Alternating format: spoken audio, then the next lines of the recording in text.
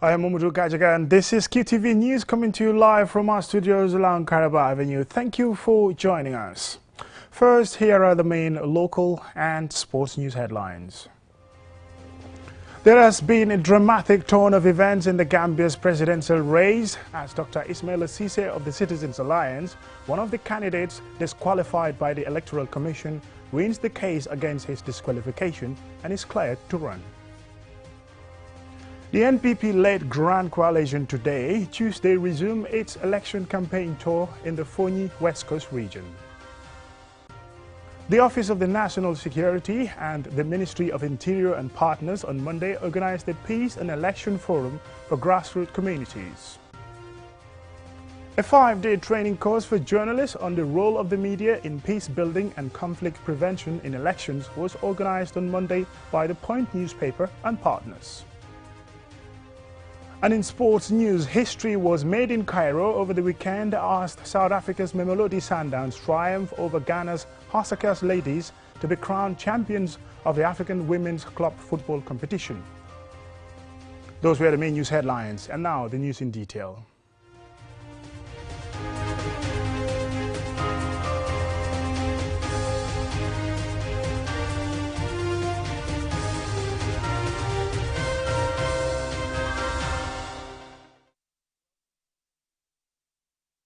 And there has been a dramatic turn of events.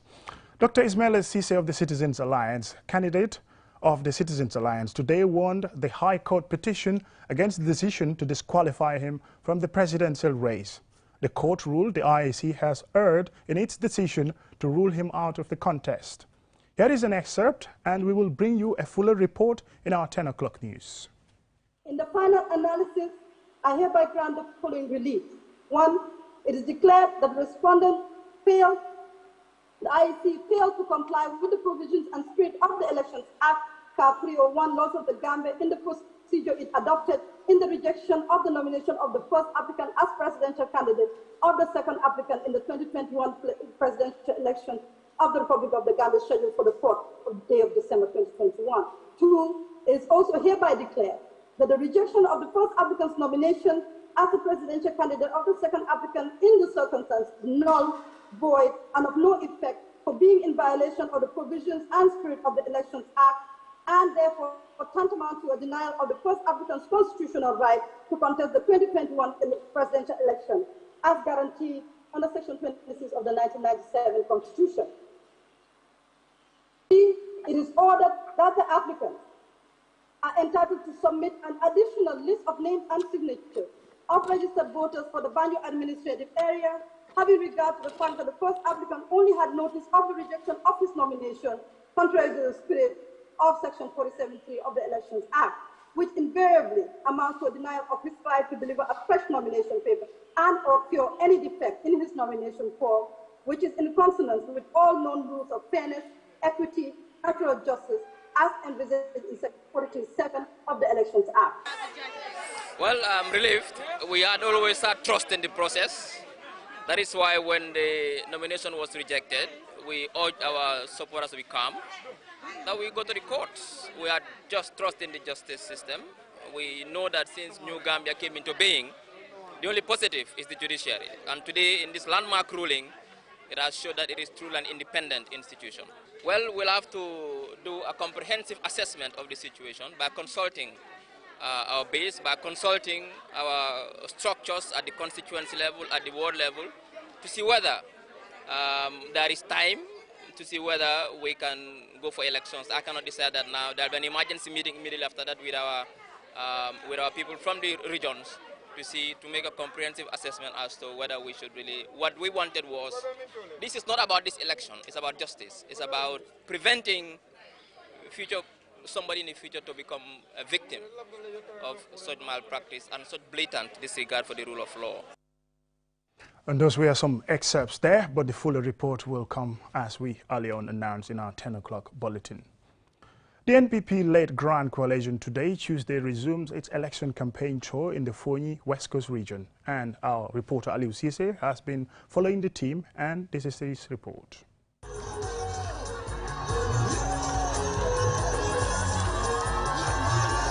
This was the atmosphere in Kalaji, Fonyi Jarol this evening as President Barrow, the candidate of the NPP-led Grand Coalition, resumed his dialogue with the People Election Campaign Tour. The president ended his first leg of the tour in rural Gambia on Sunday and was accorded a spectacular welcome back to the State House by supporters. The second leg tour will see the president hold meetings in Fonyi, Kombo, KMC, and Banjul. President Barrow is seeking re-election as Gambians vote for president on 4 December. He is challenged by 5 other candidates. Reporting for QTV News from Kalaji in Fonyi Jarol, I am Aliou Cissé. The Office of the National Security and the Ministry of Interior, in collaboration with the Women's Association for Victims Empowerment, on Monday organized a peace and election forum for grassroots communities on social cohesion and resilience for peaceful elections and security. More in this report by Ajabintu Drame. The event, which is supported by UNDP, is important as the Gambia go to the polls on December 4th to elect a president. Priscilla Yago Cisse, Senior Technical Advisor at the Women's Association for Victims Empowerment, WAVE, says the forum is significant and will bridge the gap between civilians and the security sector to ensure peaceful coexistence. She explains the role of women in ensuring peaceful coexistence. As you know, we've come from a fractured society in terms of the history of the Gambia, as has been revealed with the TRRC process. Plus also we're going into elections coming up soon, in that position of being able to understand what conflict is and how they can recognize it and their role in really preventing conflict, and also just being able to participate in discussions and dialogue in their community so that it would enhance social cohesion as well. Babukar Sow, Security Sector Reform Specialist from the UNDP, says ensuring peaceful cohesion and avoiding polarization for the election is important. He adds that the UNDP hopes that the acceleration of this agenda by stakeholders and partners is realized. The gap that exists between security and the civilian population, for the gap to be reduced as significantly as possible. You may recall there was a security sector assessment in 2017, and that seemed to suggest that that gap really exists, that not a good relationship exists between security and the civilian population, and hence the need, based on the recommendations from that outcome of that assessment, for effort to be made to bridge that gap. Fanta B.S. Mane, representing the Minister of Interior, thanked partners for complementing government efforts. She adds that the forum strives to institute the spirit of institutional cohesion by building community resilience at grassroots levels. Creating dynamics of networks, of independent structures, mechanisms, resources, values and skills, driving national dialogue and consultation for building, bonding and bridging linkages between society and states, markets and other institutions, manually undertaking peace works for preventive conflict resolutions in our societies. Malang Jata, Director of Policy and Planning, Office of National Security, has this to say. Coming from the back hills of the last 22 years of rule, we've left a divided security sector coupled with the dwindled loss of confidence in the security sector. With the conclusion of the sittings of the TRRC, which calls for truth, reconciliation and reparation, it is prudent that we sensitize each other on the need to nurture and sustain peace and stability that the Gambia is well known for, and live peacefully as brothers and sisters. Promoting social cohesion for peaceful coexistence in communities is significant before, during and after this coming election, and efforts have been made to ensure the maintenance of peace during the electoral cycle. We don't have long to wait before we will know whether such efforts have borne fruit. Ajibintu Drame, QTV News. A 5-day training course for journalists on the role of the media in peace building and conflict prevention in elections was organized on Monday by the Point newspaper in collaboration with Rosa Luxembourg Stiftung in Dakar. Here is Fatou C. Sanyang with the details. The role of journalists in election is integral in every democratic process, as the media play a crucial role in sensitizing and disseminating information to the public. This training brought together journalists from broadcasts, online and newspapers to provide them with in-depth knowledge of peace building and conflict prevention. As the Gambia edged closer to December 4th elections, Babs Sen, a veteran journalist, talks about the importance of the media, especially during elections. As everybody knows, the election is vital. December 4th polls is very vital for we media people, we journalists. It's our duty to inform, to educate the public in an accuracy manner so that there will be no trouble, and it's our duty to have always a reliable source before we report it to the public. Janaba Nyangjai, also a veteran journalist, has some advice for journalists. The advice I would give to young female reporters during the forthcoming elections is one, to know and be aware of the environment in which we are operating. We have had elections in the past. This one, of course, we have a lot of journalists covering, which has not happened before. So it is important for the journalists to know what the situation is, what is the environment, what is at stake. And, you know, another important thing is for the journalists themselves, you know, to be factual in their reporting. Mohamed M.S. Ba, the president of the Gambia Press Union, urges participants to refrain from the promotion of hate speech. The hate speech research is one of its kind, because it has never happened in this country for the first time. And then it has shown that there is increase in hate speech in the media fraternity. It reveals how religion, political affiliation, ethnicity, and sexual orientation and other identification factors have become grounds for hatred and incitement of violence or discrimination against various individuals and groups in the Gambian society, which has become a national concern.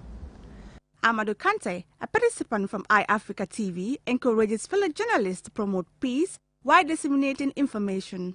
I think the media have a very, very fundamental role to play in this, because we are giving out information to the public. So we need to be very careful and know what to give out, what to tell, and how to spread out information to the public. You know, we all, before being a journalist, you are a citizen, and I think that is important to make sure that we consider that and remember that whatever we do, we need to know that it's Gambia that we have, and we want to do whatever possible to maintain the peace and stability. Through this training, participants are expected to benefit from the knowledge, lessons, and experience from various experts to build the capacity of the media, resolve injustice in non-violent ways, and to transform the structural conditions that generate deadly conflicts. For QTV News, I am Fatou Sanyang. That report by Fatou Sanyang will take us to a commercial break, and when we return, we'll still have some more local news stories for you and sports.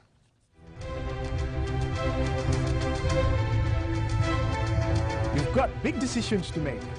For this election, one decision is clear. Who has the most experience? Who brings the in-depth coverage? Who brings you most relevant information? Now is the time to watch your decision pay off. Like non-stop coverage. Live streaming on Facebook and YouTube. Your text messages and election alerts. Decision 2021 only on QTV. Comprehensive election coverage.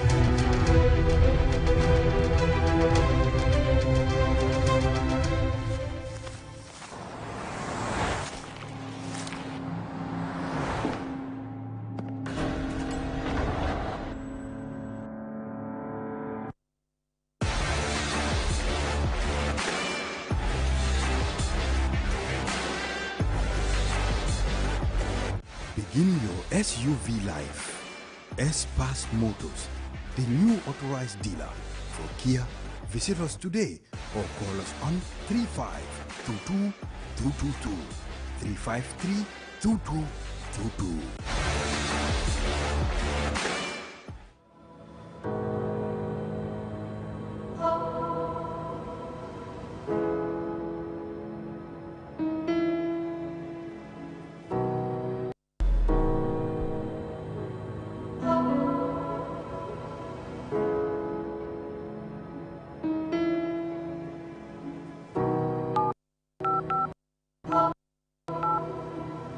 I am the light goddess. Everything I touch turns into light. I am the light at the end of the tunnel, and my technology is the answer. I am the happiness in your life.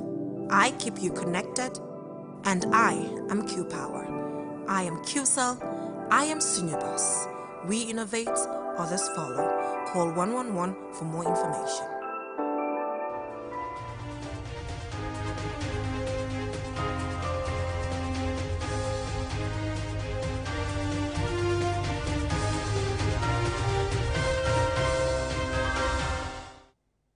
Welcome back, and thank you very much if you're just joining us. This is QTV News. Wherever you're joining us from around the world, do keep us company till the end of the news.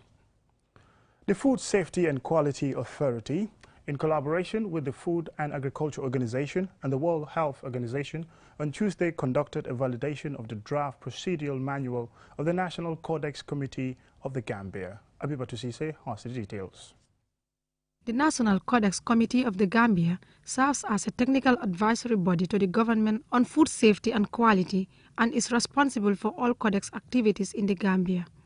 The procedural manual sets out the rules of procedure for the National Codex Committee to discharge its responsibility of food control in line with food hygiene and food safety laws.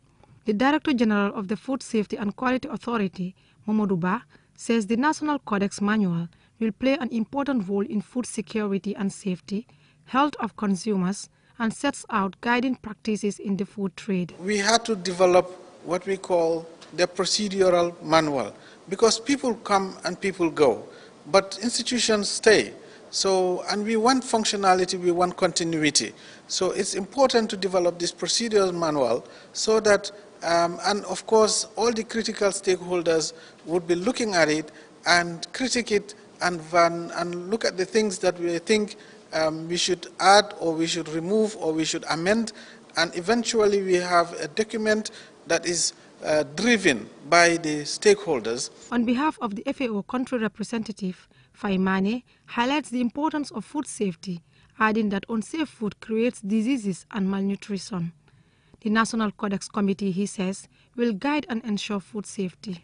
In 2018, FSQA, in collaboration with the National Codex Committee and FAO, successfully made an application to the Codex Trust Fund to build a strong and sustainable Codex system that would allow effective and participation of the Gambia in the work of International Codex Alimentarius Commission. A healthy eating lifestyle is essential to improve human productivity and life expectancy. Momodu Gassama, a health promotion special at WHO, emphasizes the importance of eating good food, revealing that unhealthy and unsafe food consumption causes a high mortality rate globally. We and WHO and the Ministry of Health, we have seen that people are not even eating vegetables and fruits as we desire it.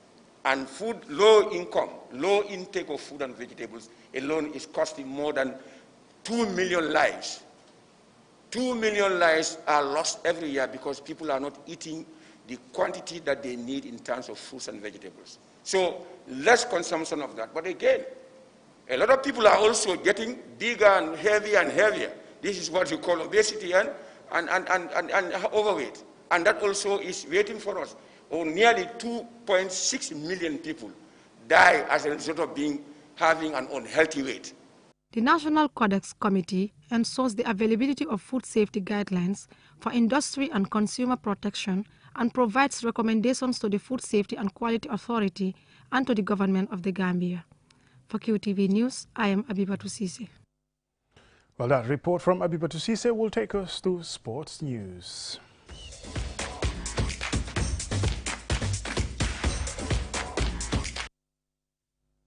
In sports, history was made in Cairo over the weekend as South Africa's Mamelodi Sundowns triumphed over Ghana's Hasakas Ladies to be crowned champions of the African Women's Club Football Competition and win the inaugural Total Energies African Champions League. That's the Women's CAF Champions League. More in this report.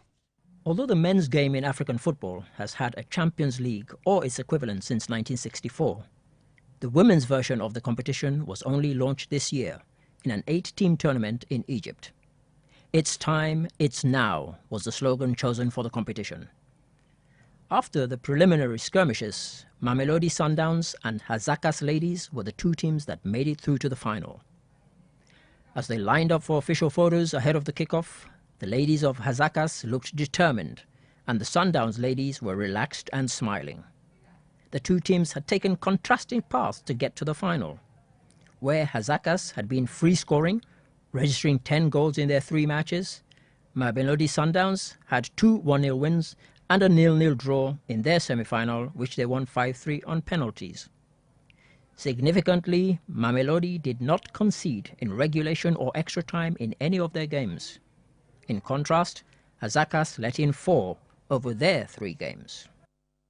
The final proved worthy of a final, as both teams quickly settled, with neither side showing nerves, and regularly exchanged possession as they sought a breakthrough. The honour of scoring the first goal in an historic final fell to Morifi with a fine strike, scoring with an assist from Ngoy in the 33rd minute, which is how it stayed until half-time. In the second half, Hasakas tried to get back on terms, but found Sundowns keeper Dlamini in fine form, making a string of impressive saves. In the 65th minute, Ngoy, who provided the assist for the opening goal, grabbed one for herself after another finely worked move. Hasakas had time to get back on terms, but Dlamini would not be beaten. In added-on time, Sundowns' Regina Mogolola received a red card, but her teammates held on for the 2-0 victory. At the whistle, Sundowns could celebrate a deserved victory and another piece of history as their men's team won the Champions League in 2016. At the post-game press conference, the losing side, Hasakas, had 4 players named in the team of the tournament, as did beaten semi-finalists the impressive Asfar of Rabat, Morocco. The other 3 players came from winners Mamelodi Sundowns, fitting winners of the maiden edition and a great advert for the women's game. For QTV News, I am Ade Darami. A great advert for women's football in Africa, and congratulations once more to Mamelodi Sundowns, the women's team in South Africa. Still in sports news, the Gambia women's volleyball team training camp in Dubai has ended. The 2-week training camp exposed players and the technical team to some of the best facilities and training drills. The team also played various friendly matches. I was there with the team in their 2nd week of training, and this is my final report.